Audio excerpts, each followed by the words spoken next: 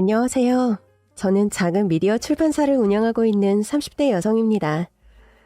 저는 중고등학교 교사를 하시는 부모님 밑에서 자라 어려서부터 공부와 독서를 좋아하는 아이였어요.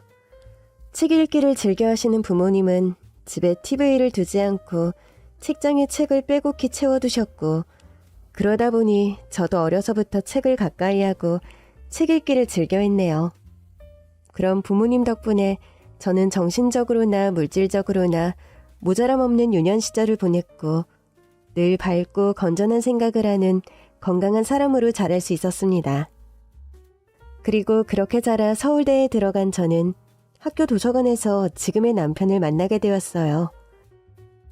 저희 남편은 소위 말하는 개천용이었습니다. 찢어지게 가난한 형편에 아버지 없이 홀어머니 밑에서 어렵게 자란 사람이었거든요. 어려서부터 책은커녕 문제집 한 권 살 형편도 안 되었지만 혼자 악착같이 공부해서 서울대 의대에 합격한 불굴의 노력파였어요. 사실 저희 때만 해도 의대 다니는 학생들은 좀 사는 집 아이들이었거든요. 여유가 있어야 지원을 해주고 성적이 오르다 보니 남편처럼 혼자 공부해서 의대에 합격한 케이스는 정말 드물었습니다. 그래서인지 그런 아들을 둔 시어머니의 자식 사랑이 참 대단하기도 했었죠. 저희 시어머니는 일찍이 과부가 되시고 홀로 어린 아들을 키우려 온갖 고생을 다하신 분이셨어요. 가난한 친정에서 지원받지 못해 국민학교밖에 나오지 못하셨고, 그러다 가난한 남편을 만나 결혼해서도 결혼 생활 얼마 하지 못하고 남편을 떠나보내시며 참 기구한 인생을 사셨더라고요. 어머니는 건물 청소를 다니시고 파출부 일을 하면서 힘들게 번 돈으로 하나뿐인 아들을 키우셨습니다. 당신이 굶더라도 아들한테는 뭐 하나라도 해주려 노력하신 분이셨거든요. 그래서 그런 어머니의 노력을 알던 남편이 더 열심히 공부할 수밖에 없었던 거죠. 그렇게 잘 키운 아들이 서울대 나온 의사가 되었으니 어머니가 얼마나 자랑스러워하셨겠어요. 그래서 그런 어머니에게는 같은 학교 나온 저 같은 며느리는 영 성에 차지 않으셨나 봅니다. 저는 남편이 본과를 졸업하고 전문의를 딸 때까지 연애를 했고, 자신이 준비되기까지 기다려달라는 남편을 믿고 기다려주었습니다.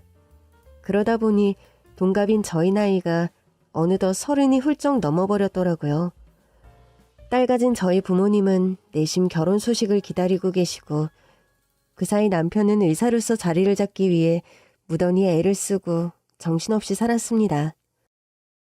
그러다 10년 만에 결혼을 하려 하니 시어머니께서 저를 반대하시더라고요. 어머니는 같은 의사 며느리나 법조계 쪽의 사자 며느리를 얻고 싶으셨는데, 저는 서울대라고 해봐야 국문과 나와서 책이나 찍는 글쟁이 나부랭이라고 하시더라고요. 그거 해봐야 밥이나 벌어 먹겠냐며 저를 남편 옆에 설 수 없는 여자로 생각하시는 거죠. 그래도 집안 형편은 저희 쪽이 나았지만 어디 재벌집 딸이라도 바라셨던 건지, 그마저도 어머니 성에 차지 않으셨던 어머니는 결혼 전 상견례 자리에서부터 저희 부모님에게 무리한 요구를 참 많이도 하셨습니다. 원래 의사 사위 드리면 열쇠 3개 정도는 해주셔야 하는 거 아시죠? 예? 열쇠 3개라뇨. 어떤 열쇠를 말씀하시는지. 알만하신 분이 모르시는 척을 하시네요. 열쇠 3개가 뭐겠어요? 집키, 차키, 병원키 말이에요. 다른 데는 의사 사위 데려가겠다고 그 정도는 해온다고 하더라고요. 글쎄요. 저희는 그런 생각도 안 했지만 그 정도 여력도 없어서요. 예, 저도 사람 봐가면서 말하는 거죠. 그 집이 뭐 재벌집도 아니고 뭐 그렇게까지 바라지는 않네요. 그래도 두 분이 교장교감 선생님까지 하셨으니 열쇠 하나 정도 여유는 되시겠죠? 딸 시집 보내면서 집 한 채 정도는 해주셔야 하는 거 아니겠어요? 그러면 지금 사돈 말씀은 저희가 집을 해와야 한다, 그 말씀이신 건가요? 에휴, 다른 집은 3개씩도 한다니까 그래요. 그거에 비하면 저는 소박한 편이죠. 저희 아들이 사치하는 성격도 아니고 그 정도만 해주셔도 감사하게 생각할 겁니다. 그래도 결혼은 서로 하는 건데 일방적으로 이러시는 건 좀... 아니, 그럼 의사 사위 데려가면서 아무것도 안 하려고 그랬어요? 우리 아들 지금 당장 선자리에 나가도 여기저기서 결혼제 이오는 애라고요. 이런 사이가 어디 흔한 줄 아시나? 그 정도도 못한다고 하시는 건 도둑놈 심보죠. 아니 그럼 저희 딸은 어디 가서 빠지는 줄 아세요? 같은 자식 둔 입장에서 그렇게 말씀하시면 안 되죠. 상견례 자리에서 열쇠 이야기를 꺼내시는 시어머니의 발언에 저희 부모님은 충격을 받으셨습니다. 제가 대학 시절부터 남편을 만나며 연애를 오래 해온 탓에 저희 부모님도 남편을 익히 알고 계셨거든요. 남편 집안 사정도 얼추 아시고 그래서 학생 때는 용돈도 챙겨주시고 밥도 사주시고 그러셨는데 그랬던 예비사위 집안에서 저런 요구를 듣게 되실 줄은 모르셨던 거죠.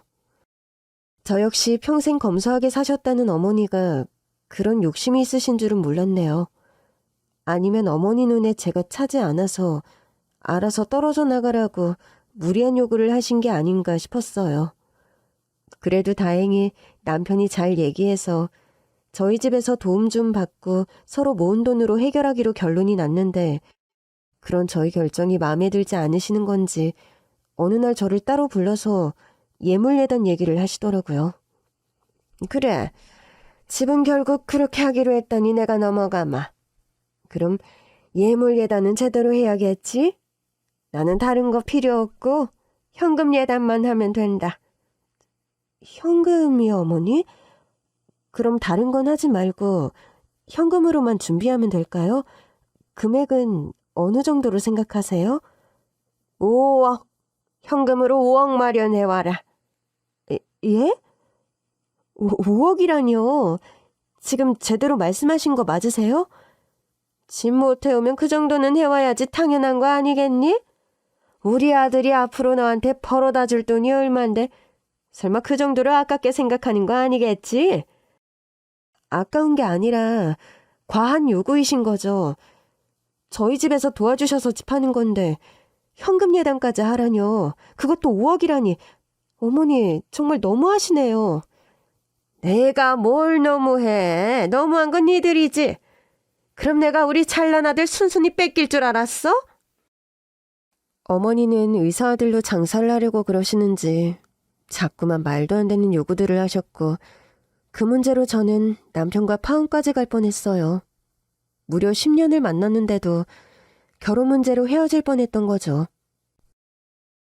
저희 두 사람 사이에는 아무런 문제가 없었지만 시어머니의 무지막지한 억지에 저희 부모님께서 완전히 질려버리셨던 겁니다. 저희 부모님 입장에서는 저도 어디 가서 모자란 딸이 아닌데 자꾸만 의사 사위에게 밀려 후려쳐지는 게 속상하셨다고 하더라고요. 거기다 시어머니 되실 분이 저러시는 걸 보니 결혼해서도 제가 고생하겠다 싶으셨던 거죠. 그래서 저희 부모님이 파혼 얘기까지 꺼내셨지만 남편의 끈질긴 설득에 겨우 마음을 돌리셨습니다. 저희 남편이 시어머니 말리겠다고 설득하고 앞으로 저한테 무조건 잘하겠다고 무릎까지 꿇었거든요. 자식 같은 예비사위가 눈물까지 흘리며 호소하니 저희 부모님도 마음이 약해지셨던 거죠. 그 후 다행히도 남편의 설득이 먹혔는지 시어머니도 더 이상 무리한 요구가 없으셨고 저희 부모님도 한 수 접어 겨우 결혼식을 올릴 수 있었습니다. 그렇게 결혼까지 하게 되었으니 이제 더 이상 힘든 일이 없을 줄 알았는데 그 후로도 저는 아들 욕심 가한 시어머니 때문에 온갖 구박과 괴롭힘이 시달려야 했어요. 너 우리 아들 밥은 제대로 챙겨주고 일 다니는 거야? 듣지 아니 요즘 네가 더 바쁘다고 설치고 다닌다는데 너 행여나 우리 아들 굶기면 내가 가만히 안 둔다. 알아? 어머니, 남편도 30이 훌쩍 넘었는데 누가 차려줘야만 밥 먹나요? 저희 서로 도와가면서 알아서 잘하고 있으니까 걱정하지 마세요. 저희 부부 일은 저희가 알아서 할게요. 이게 지금 내 앞에서 말 대답을 하고 있어? 심이가 하려면 할 것이지 무슨 말이 그렇게 많아. 너 내 앞에서도 이렇게 따박따박 말대꾸 하는 거 보니까 네 남편도 무서운 줄 모르겠구나. 너 설마 나 없을 때 우리 아들 키 죽이고 구박하는 거 아니니? 남편 어려운 줄 알고 하늘처럼 알아야지.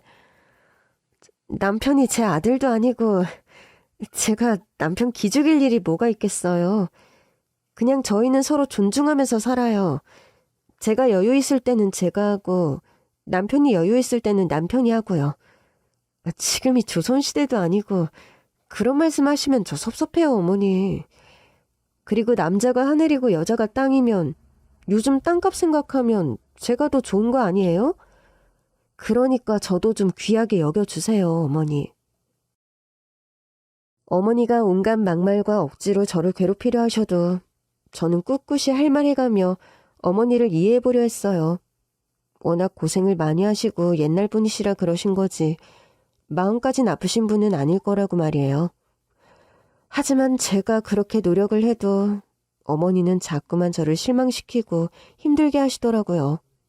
저를 볼 때마다 온갖 못된 말과 행동을 하시는 건 당연하고 일하는 저를 무시하시면서 당신 아들 보호자 노릇을 하라고 성화를 부리셨어요.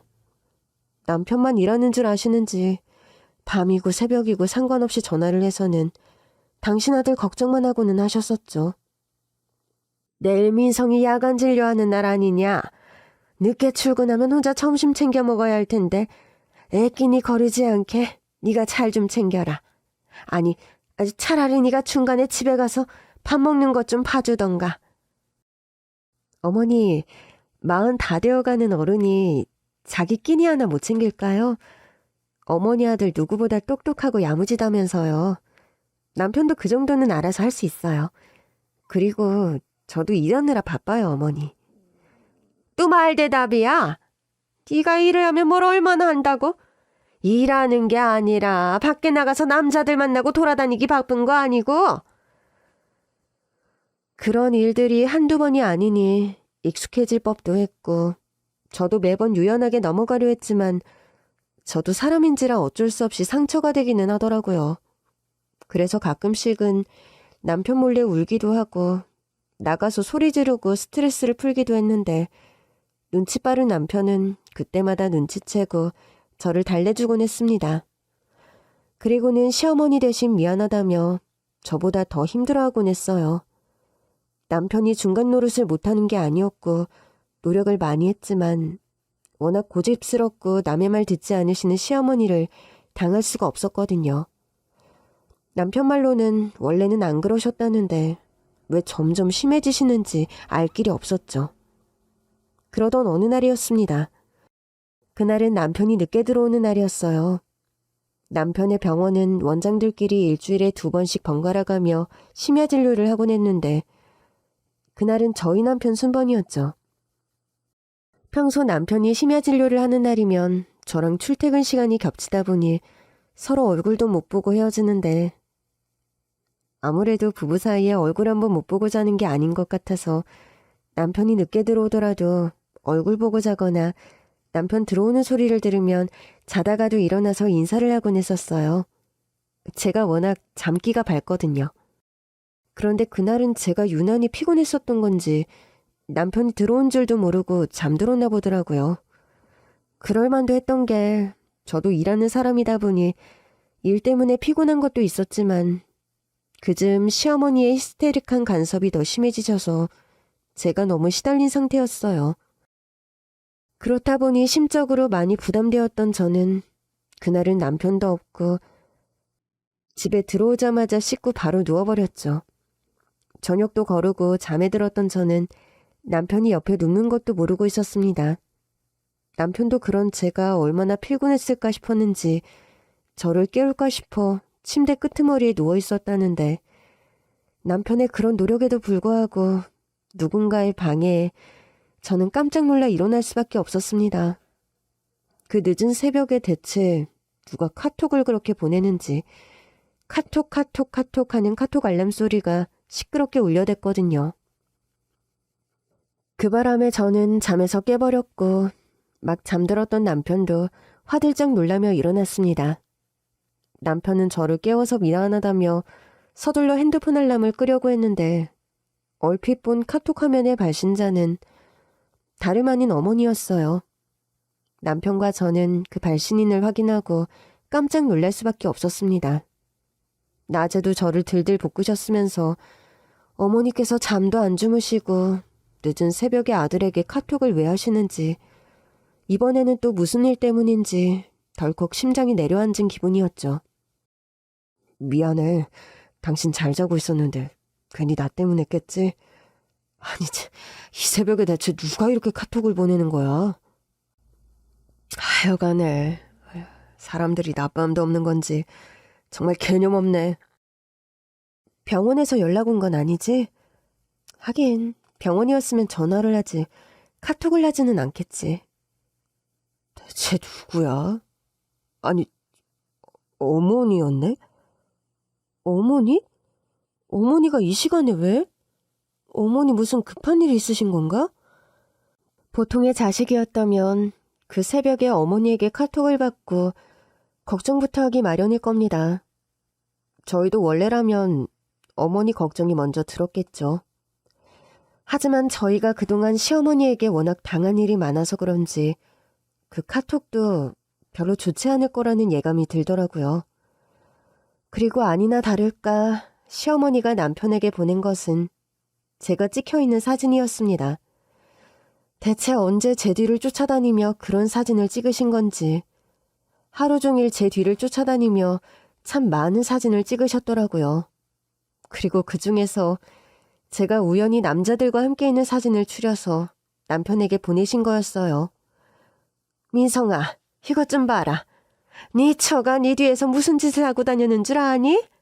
얘가 이런 애란다. 네 처 믿지 마라. 바람 피고 있다니까. 당장이라도 그 애랑 헤어질 생각해. 어머니는 제가 카페에서 식당에서 웬 남자들과 함께 있는 사진들을 남편에게 보내시고는 제가 바람을 피고 있다고 주장하셨어요. 하지만 그 사진 속 어디에서도 제가 바람을 피고 있다는 증거들을 찾을 수는 없었습니다. 그거야 당연했죠. 저는 바람을 핀 적도 없었고 바람을 필 생각도 없었으니까요. 심지어 사진에 같이 찍힌 남자들도 다 저희 직원들이나 일 때문에 만난 사이였거든요. 그 중에는 남편이 잘 아는 얼굴들도 몇 있었고요. 그리고 저희 부부는 서로에 대한 신뢰가 있는 사이였습니다.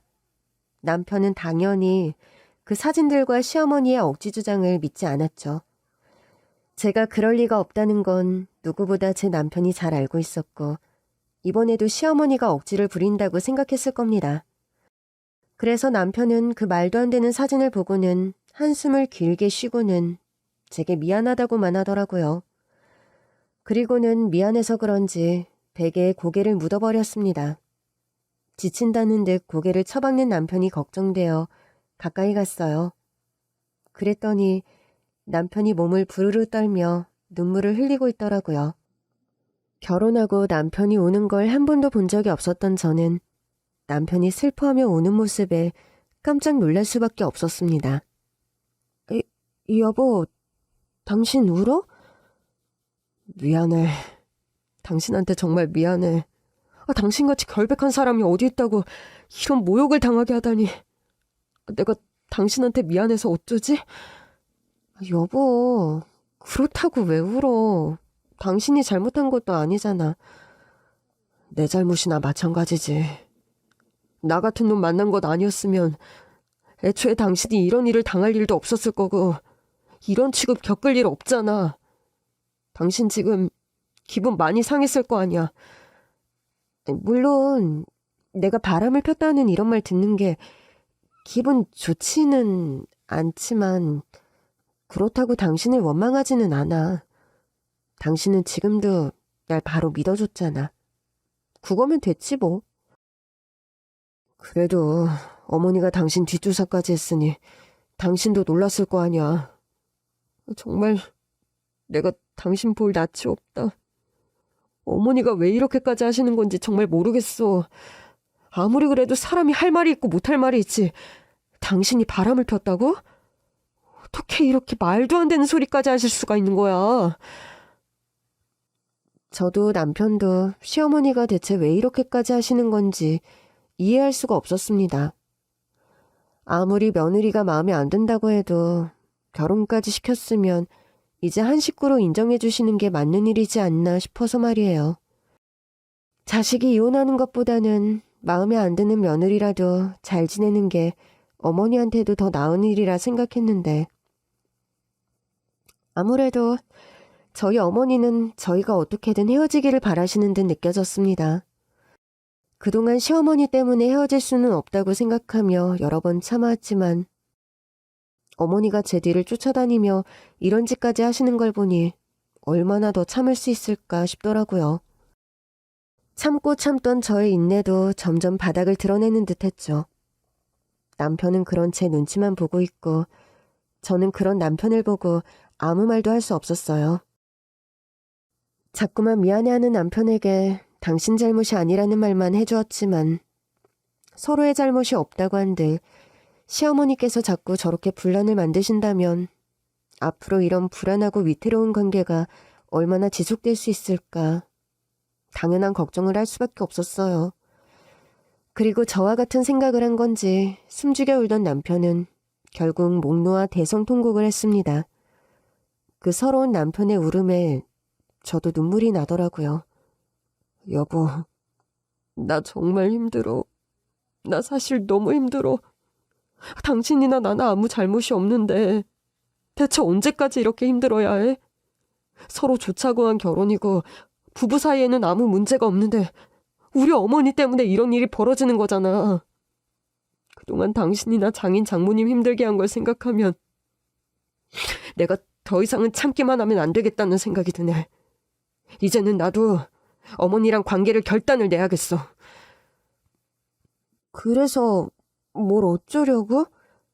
어머니랑 연이라도 끊겠다는 거야? 정말 그 방법밖에 없으면 그렇게라도 해야지 어쩌겠어. 그렇다고 내가 죄 없는 당신을 나몰라라 할 수는 없잖아. 여보, 그래도 당신이 어머니를 어떻게 생각하는지 내가 잘 아는데. 나도 알아.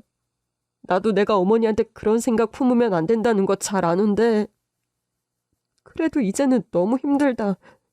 우선 마지막으로 설득을 해보려고 해.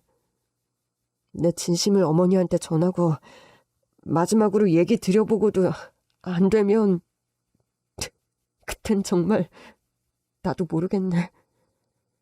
설마 당신 사실대로 어머니에게 다 말하려고? 그러다가 어머니가 충격받으시면 어쩌려고 그래. 이제는 어머니도 진실을 아셔야 하지 않겠어? 아니, 너무 늦었다는 생각이 들기도 해. 진작 툭 터놓고 말했어야 하는데 어쩌면 내가 너무 용기가 없어서 못한 말인가 싶어. 이젠 모두를 위해서라도 용기를 내야 한다고 생각해. 시어머니의 갖은 핍박에 못 견뎌 하는 저를 두고 보지 못하겠다던 남편은 결국 시어머니와 단판을 짓겠다는 결심까지 하게 되었습니다. 마지막으로 진심을 터놓고 얘기를 해보고 그래도 결국 시어머니가 바뀌지 않으신다면 어머니와 천륜을 끊겠다는 다짐까지 하게 된 거죠. 아무리 그래도 어머니와 절연하겠다니 천인공노할 일이라 생각하실지도 모릅니다. 하지만 누구보다 어머니를 아끼던 남편이 그런 생각까지 했다는 건 그만큼 고민과 결단이 필요한 일이었어요. 그래서 남편이 그렇게 피눈물을 흘렸나 봅니다. 그렇게 결심을 내린 남편은 다음날 오전이 되자마자 곧바로 시어머니를 찾아갔습니다. 그런 카톡을 받은 저희나 보내신 어머니나 모두 잠들지 못했을 거라고 생각했거든요. 아니나 다를까 남편이 혼자 어머니를 찾아갔을 때 어머니는 기다렸다는 듯이 남편을 맞아주셨다고 하셨습니다. 사실 저도 같이 따라갈까 싶었지만 어머니가 저를 보고 화만 내실까 싶어서 저는 집에 남아있기로 했어요. 그리고 남편도 시어머니와 따로 할 이야기도 있었고 말이죠. 그렇게 아들을 반기시던 어머니는 남편을 붙들고 또다시 이혼을 강요하셨답니다. 그래 민성아, 잘 왔다 잘 왔어. 네가 아침부터 이렇게 달려온 걸 보면 역시 내가 보낸 사진 때문인 거지? 그래, 다 보니까 어떻디? 충격 많이 받았니? 어머니, 대체 왜 그러셨어요? 어머니가 직접 그 사람 뒤 쫓아다니면서 사진 찍으신 거예요? 그래, 내가 직접 찍었지. 증거라도 있어야 네가 내 말을 믿어줄 거 아니야. 그래서 내가 그거 뒷공문이 쫓아다닌다고 얼마나 고생했는지 알기나 하니. 아니 걔는 일한다는 애가 일은 안 하고 어딜 그렇게 싸돌아다니는 거니? 점심에는 젊은 놈이랑 밥 처먹고 오후에는 늙은 놈이랑 커피 마시고 또 저녁에는 반반한 놈 만나서 둘이 어디로 들어가더라? 내가 그걸 보고 얼마나 기가 막히고 어이가 없던지. 하여간에 걔가 그런 애예요. 이래서 내가 너한테 네 처 조심하라고 그랬던 거 아니냐? 근데 우리 순진한 아들은 어미 말을 듣지도 않고 네가 그 풀려시 같은 것한테 단단히 속고 있었던 거야. 어제도 너 심야 진료한다고 집에 새벽이나 되어서 들어갔을 텐데 그때까지 어디서 뭘 하고 있었는지 어떻게 아니? 어머니는 진심으로 그 사람이 바람을 폈다고 생각하시는 거예요? 아니, 얘가 지금까지 내가 아는 소리를 뭐로 들은 거야? 엄마가 증거들을 다 찍었다니까. 남자들 바꿔가며 만나는 걸, 응? 내가 두 눈으로 봤다는데 그런데도 너는 내 말을 안 믿니? 남자를 만나면 다 바람 피우는 겁니까? 사회생활하는 사람이 밖에서 남자 만나는 게 잘못이냐고요. 일하다 보면 상대가 남자일 수도 있고 여자일 수도 있는 거지. 어떻게 그 사람 성별이 남자라는 이유만으로 사람을 그런 식으로 음해하세요? 어머니가 바람 증거라고 보내신 사진들에 나온 남자들 중에 여럿은 제가 아는 얼굴이에요. 몇 년째 같이 일하는 직원도 있고 저랑 같이 봤던 손님도 있었다고요. 근데 그런 걸 가지고 바람이라고 하시는 거예요? 민성이 너는 왜 그렇게 순진하니? 원래 바람이라는 게 그런 거야. 생판 모르는 남이랑 바람 나는 게 쉽겠니? 알던 사이에 바람 나는 게 쉽겠니? 그기 집에 평소 하고 다니는 거 보면 뻔하지. 화장 곱게 해가지고 밖에서 남자 꼬시려는 거 아니겠냐? 애초에 공부만 하던 너도 그렇게 꼬셨던 거 아니야? 응? 제발 말이 되는 소리를 좀 하세요.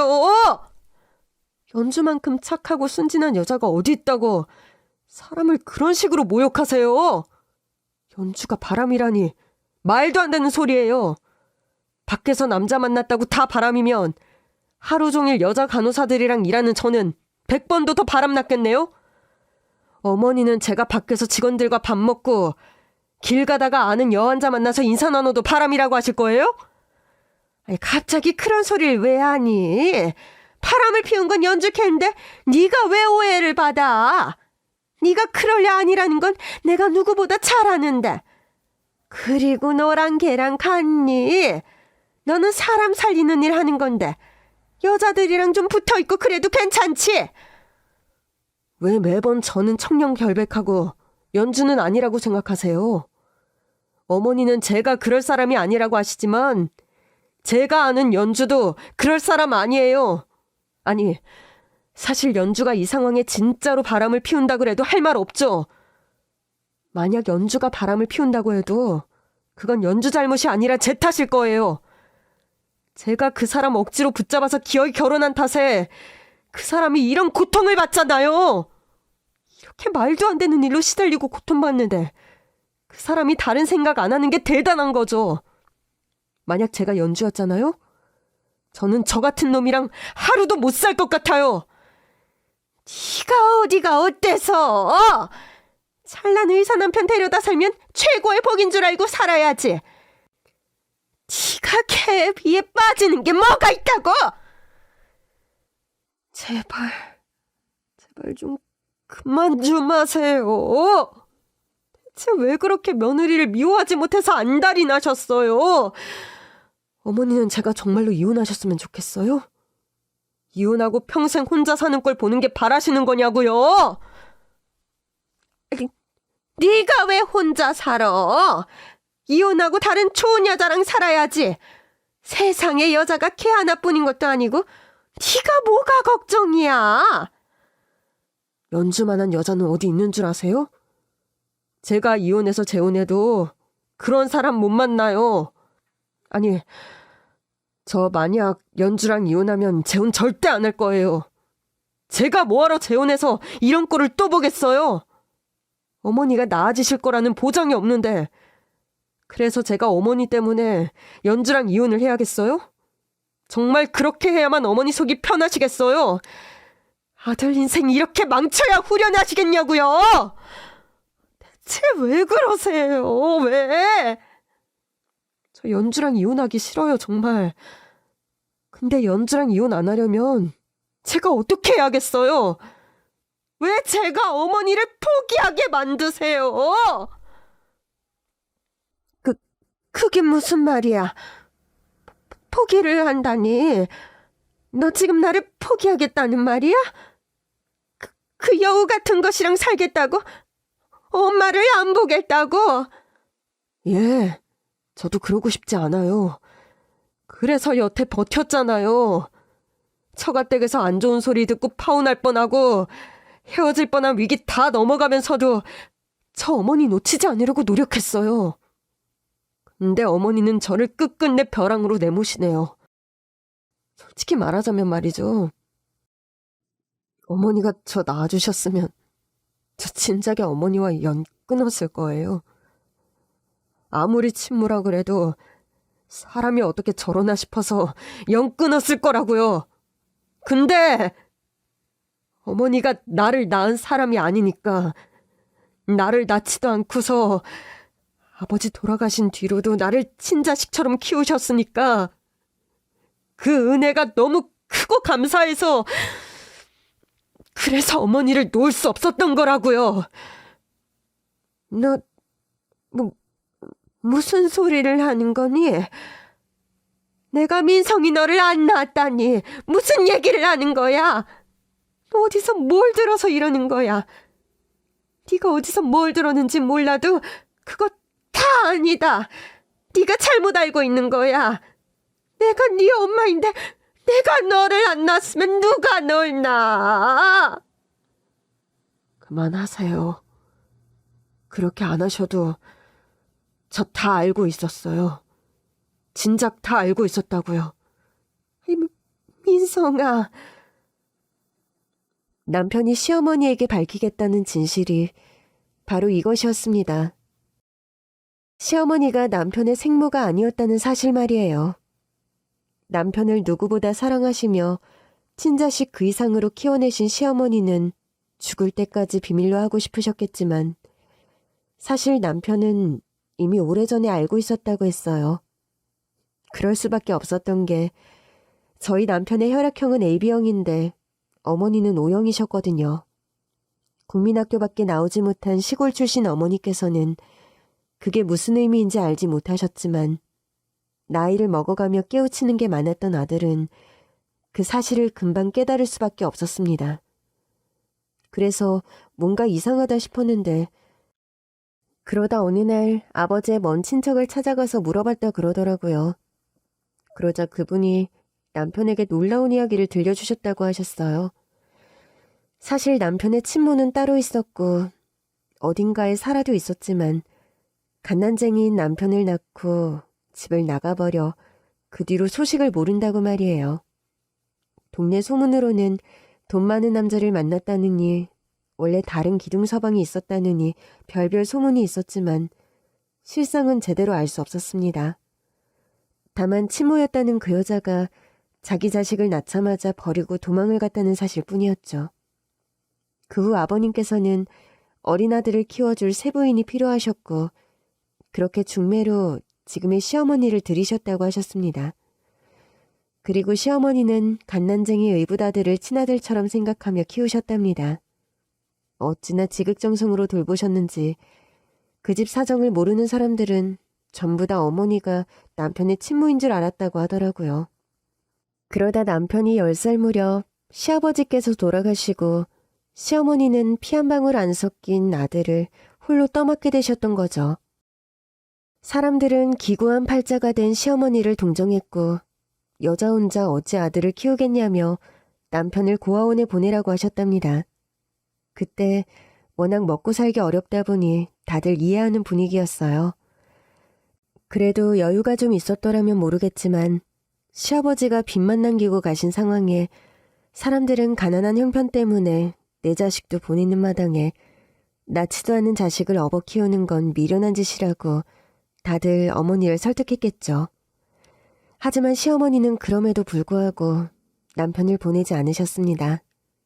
한번 자식이라 생각하셨을 때부터 마음을 먹으셨던 건지 그 후로도 남편에게 아무 말하지 않고 남편을 친자식으로 길러내셨어요.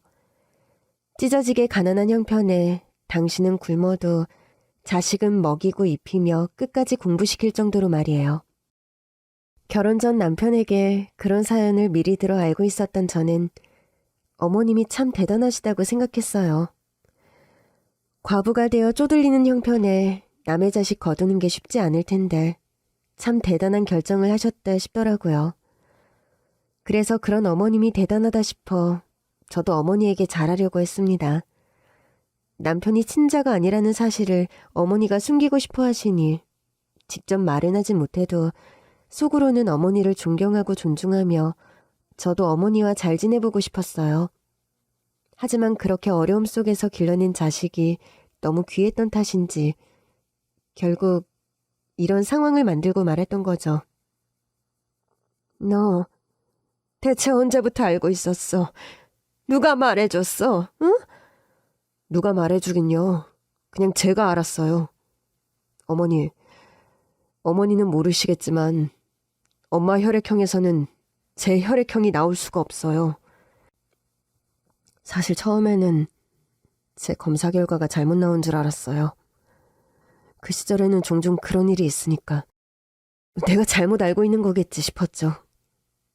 근데 나 13살 때 교통사고로 다쳐서 입원했을 때 그때 피 검사한 거 보고 확실하게 알았어요. 아, 어머니가 내 친어머니가 아니구나. 나는 몰랐어. 나는 그런 줄도 모르고 네가 아무것도 모르고 있다고 생각했는데. 그런데요. 저는 그런 게 하나도 중요하지 않았어요. 나한테 어머니는 어머니 단 한 사람뿐이었고 단 한 번도 다른 사람을 어머니라 생각한 적 없었으니까요. 그때 제가 입원했던 그 사고도 어머니가 저 살리려고 달려들지 않았으면 저 죽었을 거예요. 사람들이 다 그러더라고요. 어머니가 제 대신 뛰어들었다고. 덕분에 저는 다리 하나 부러지는 정도로 좋겠고 어머니는 타박상으로 그치셨지만 정말 큰일 날 뻔했었잖아요. 세상에 누가 남을 위해서 그렇게 하겠어요. 그건 어머니가 저를 아들로 생각하니까 그러신 거겠죠. 그래서 저는 어머니가 저를 속였다고 생각하지도 않았고 한 번도 원망해 본 적 없었어요. 오히려 늘 죄송했죠. 친자식도 아닌 나를 위해서 늘 희생하시는 어머니가 너무 가엾고 불쌍해서요. 차라리 아버지 돌아가셨을 때 나 버리고 가버리시지. 내가 뭐라고 나 때문에 이렇게까지 고생하실까 싶어서 그래서 성공하겠다고 생각했었어요. 내가 악착같이 공부하고 노력해서 고생만 한 우리 어머니 호강시켜 드려야겠다고 말이에요. 그래서 열심히 해서 서울대 가고 의사 됐죠. 저는 제가 의사 된 게 제 덕이라고 생각해 본 적 한 번도 없었어요. 전부 어머니 덕분이라고 생각했고 그래서 평생 어머니를 위해서 살아야겠다 다짐했어요. 그리고 결혼하면 예쁜 손주 안겨드리고 다 같이 행복할 거라고 생각했는데 근데 어머니가 저를 이렇게 힘들게 하실 줄은 몰랐어요. 미안하다. 민성아, 내가 미안해. 엄마는 그냥 우리 민성이 잘 되는 거 보고 싶어서 그래서 그랬던 건데. 그러셨겠죠. 저도 그렇게 생각해서 참았었어요. 자식 열심히 키우셨으니 그만큼 보상 심리가 있으신가 보다. 워낙 없이 사셔서 뭘 모르셔서 저러시나 보다. 그래서 어머니가 말도 안 되는 얘기하시고 초과에 무리한 요구하실 때도 저는 어머니 감싸드렸어요. 세상 사람들이 다 욕해도 나는 우리 어머니 욕할 수 없으니까. 우리 어머니가 나한테 어떻게 해주셨는데 내가 그럴 수는 없으니까. 그래서 여기까지 버티고 왔어요. 그래도 어머니가 나를 사랑하시니까 내 말을 귀 기울여 들어주시고 이해해 주실 거라고 생각했거든요. 근데 제가 여기서 뭘 어떻게 또 노력해야 가겠어요? 어떻게 해야 변하실 거예요? 저는 어머니가 대체 왜 그러시는지 도저히 이해할 수가 없어요. 저 어머니한테 잘했잖아요. 이만하면 괜찮은 아들 아니었어요? 연주는요? 연주도 좋은 며느리잖아요. 연주 제 사정 다 알고도 만나준 사람이에요. 친모도 모르는 나를 이해해주고 그런 저를 길러주신 어머니 존경하고 있었어요. 남들한테는 쉽지 않은 선택인데 정말 좋은 어머니 뒀다고 저를 위로해주던 사람이라고요. 근데 어머니는 대체 왜 그런 며느리를 그렇게 못 잡아먹어서 안달인 거예요? 그래서 왜 저를 이렇게 괴롭게 만드시냐고요? 미안하다, 민성아. 엄마가 미안해. 내가 욕심이 과했나 보다. 나는 세상에 너밖에 없었어. 너 하나밖에 없는 사람이었다. 가난한 형편의 사람들이 너를 보내라고 했을 때 나도 고민 많이 했었다. 내가 돈 좀 있는 사람이라면 너 하나 걱정 없이 키울 텐데 뭣도 없는 주제에 괜히 남의 자식 키운다고 욕심 부려서 애를 망치는 게 아닌지 걱정이 됐어. 더구나 나는 못 배워서 너한테 가르쳐 줄 수 있는 게 없었거든. 그래서 차라리 고아원에 보내면 배는 굶지 않을까 싶었지. 근데 아무리 내 사정이 그래도 젖먹일 때 엄마 잃은 애를 다시 보내는 건 도저히 못하겠더구나. 내가 너를 기르는 동안 이미 내 자식으로 생각해버린 거야. 너한테 뭐가 더 좋은 선택일지 모르겠지만 나한테는 너를 보내지 않는 게 최선의 선택이었어. 그래서 너한테 제대로 해주지도 못하고 어렵게 키웠는데 내가 노력한 거에 비해 네가 너무 잘 자라준 거야. 내가 낳은 자식이 아니라서 그런지 너무 똑똑하고 잘났는데 내가 그런 아들 엄마라고 해도 될지 늘 마음이 졸였어. 나는 여전히 볼품없는데 우리 아들은 점점 잘나지니 내가 너를 감당할 그릇이 될까 모르겠더구나.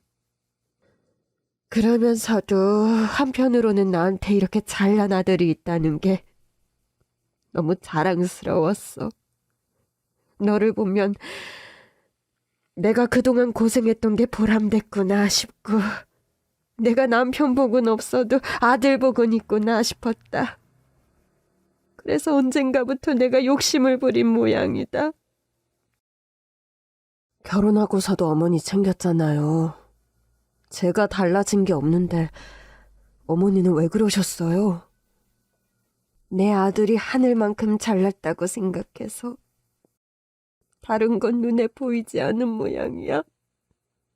나도 그러면 안 된다고 생각하는데 왜 자꾸만 그런 생각이 드는 건지. 며느리가 무식한 나를 무시하고 내 아들을 뺏어갈 것 같았어. 나도 모르겠다. 결혼 2번이나 하고도 남편 없이 사는 신세에 아들마저 뺏길까 싶었던 건지 아니면 결혼한 자식이 발길 끊을까 걱정했던 건지, 어쩌면 내가 너를 내 배로 낳지 않아서 또 불안했는지도 모르겠다.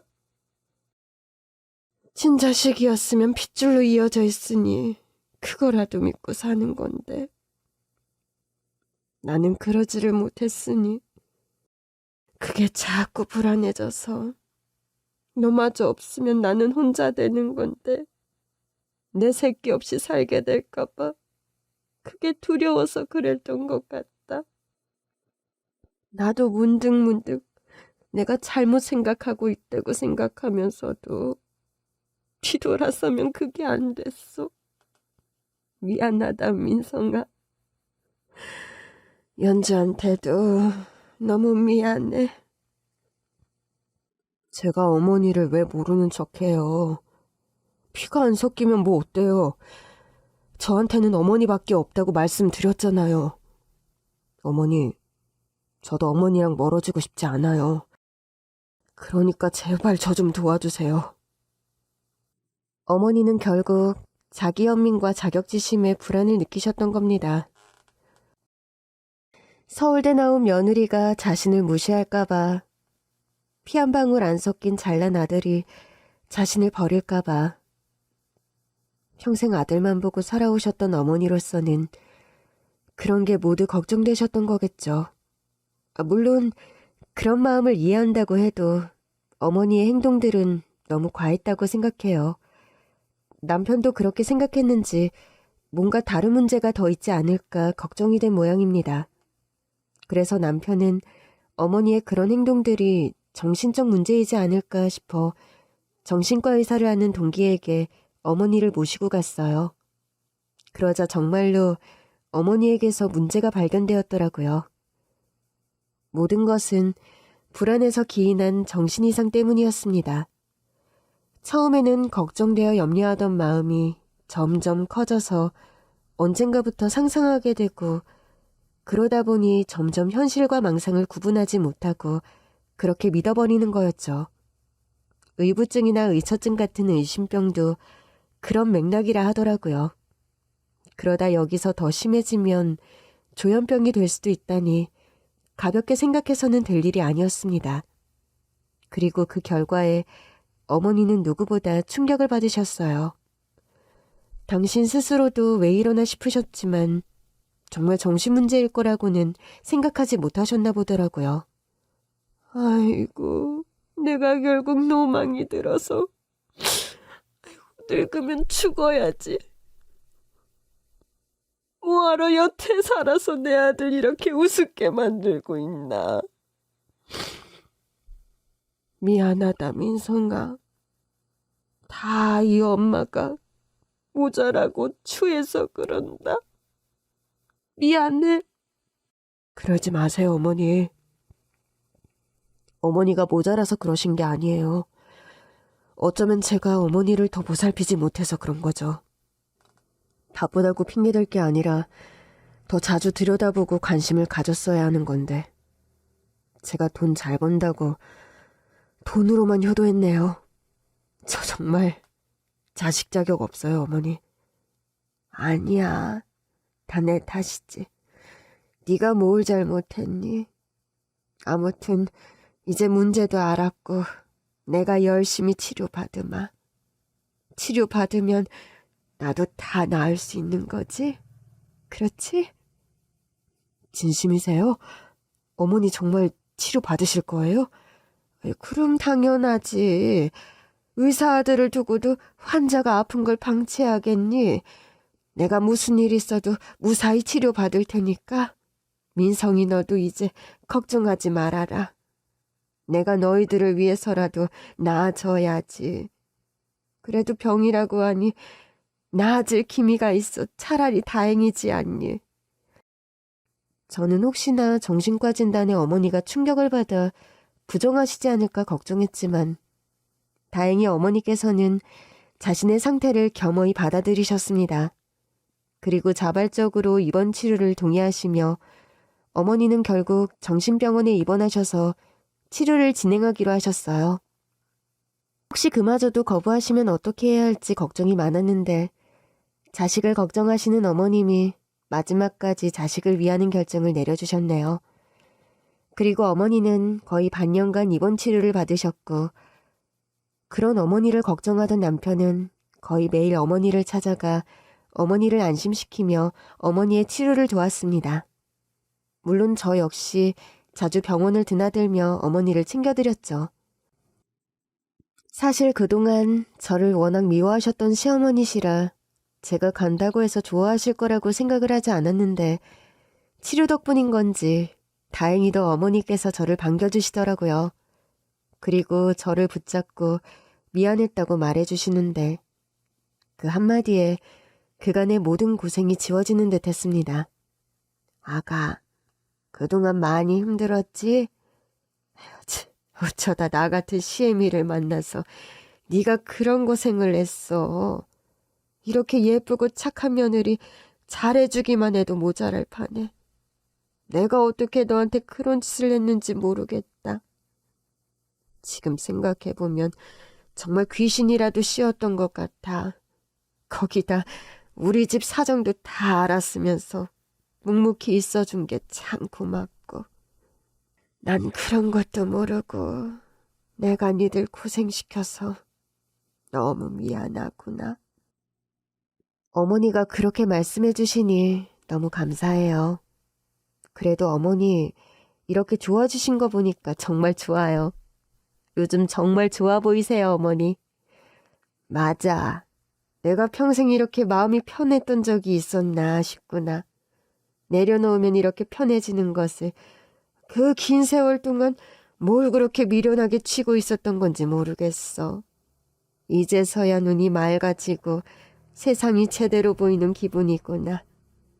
어머니, 정말 존경스러워요. 보통은 자기 문제를 알아도 회피하기 급급한데 어머니는 이렇게 정면으로 마주하고 열심히 노력하고 계시잖아요. 그러니까 분명 좋은 결과가 있을 거예요. 어머니 퇴원하시면 저희 다 같이 여행이라도 가요. 어머니 모시고 가고 싶은 곳이 너무 많거든요. 그 후 어머니는 무사히 퇴원하셨고 그 후로도 불안을 줄여주는 약을 드시기는 하시다가 지금은 완전히 좋아지셔서 약을 끊으셨어요. 그리고 지금은 전에 없이 밝고 긍정적인 모습으로 잘 지내고 계십니다. 늘 부정적인 말씀만 하시던 분이 어떻게 이렇게 바뀌셨는지 저는 새로운 어머님을 뵌 것 같아 참 새로운 요즘이에요. 덕분에 저를 지긋지긋하게 괴롭히던 고부 갈등도 없어지고 저도 어머니를 더 잘 챙겨드리고 있습니다. 그리고 남편은 오히려 비밀을 털어놓고 나니 후련한지 전보다 어머니와 더 가까워진 느낌이라고 하네요. 그런 걸 보면 오래된 가족 간에도 서로 솔직한 마음이 무엇보다 중요한 게 아닌가 싶습니다. 그럼 여러분들도 가족 간의 화합을 이루시기를 바라며 제 이야기를 여기서 마치겠습니다. 감사합니다.